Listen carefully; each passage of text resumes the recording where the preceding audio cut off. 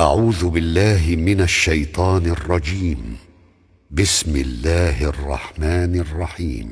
ولقد أخذ الله ميثاق بني إسرائيل وبعثنا منهم 12 نقيبا وقال الله إني معكم لئن أقمتم الصلاة وآتيتم الزكاة وآمنتم برسلي وعزرتموهم وأقرضتم الله قرضا حسنا لأكفرن عنكم سيئاتكم ولأدخلنكم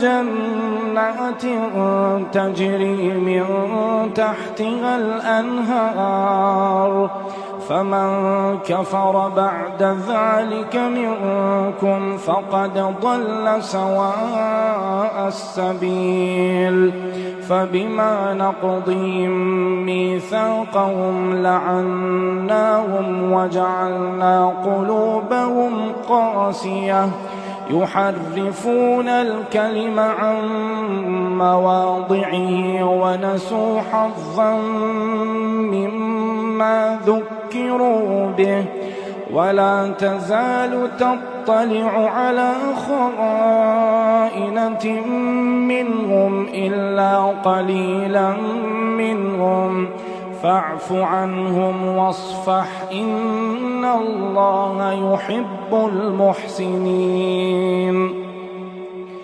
ومن الذين قالوا إنا نصارى أخذنا ميثاقهم فنسوا حظا مما ذكروا به فأغرينا بينهم العداوة والبغضاء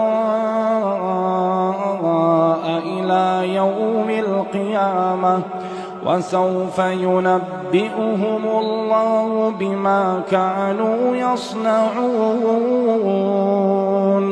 يا أهل الكتاب قد جاءكم رسولنا يبين لكم كثيرا مما كنتم تخفون من الكتاب ويعفو عن كثير قد جاءكم من الله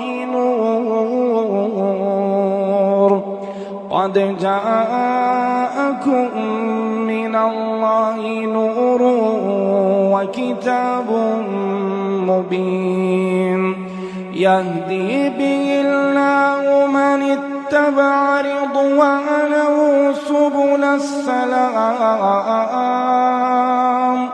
ويخرجهم من الظلمات إلى النور بإذنه ويهديهم إلى صراط مستقيم.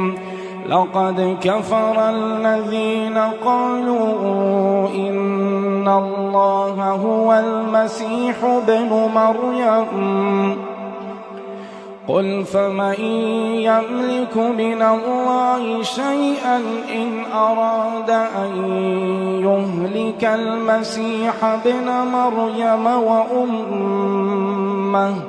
وأمه ومن في الأرض جميعا ولله ملك السماوات والأرض وما بينهما يخلق ما يشاء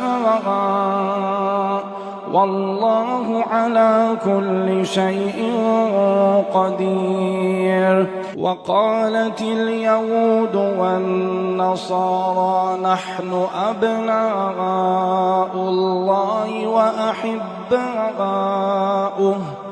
قل فلم يعذبكم بذنوبكم بل أنتم بشر ممن خلق يغفر لمن يشاء ويعذب من يشاء ولله ملك السماوات والأرض وما بينهما وإليه المصير.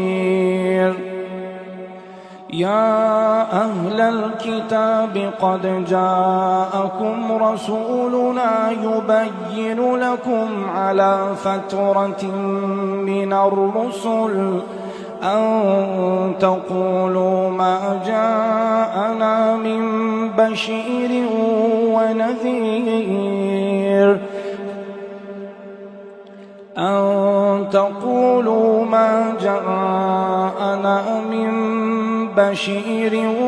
ولا نذير فقد جاءكم بشير ونذير والله على كل شيء قدير.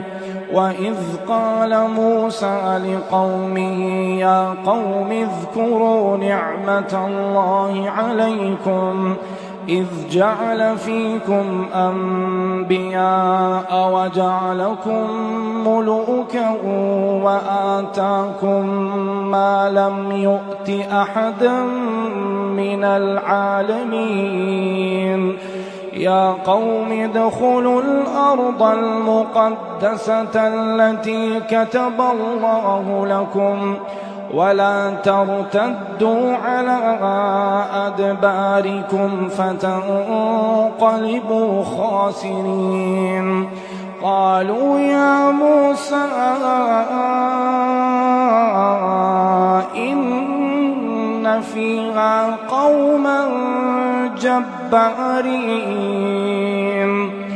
وإنا لن ندخلها حتى يخرجوا منها فإن يخرجوا منها فإنا داخلون.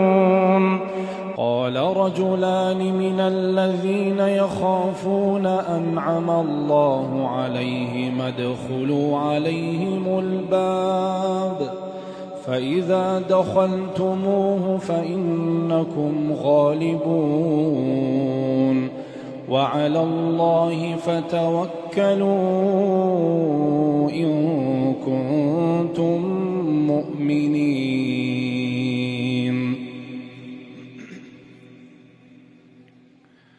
قالوا يا موسى إنا لن ندخلها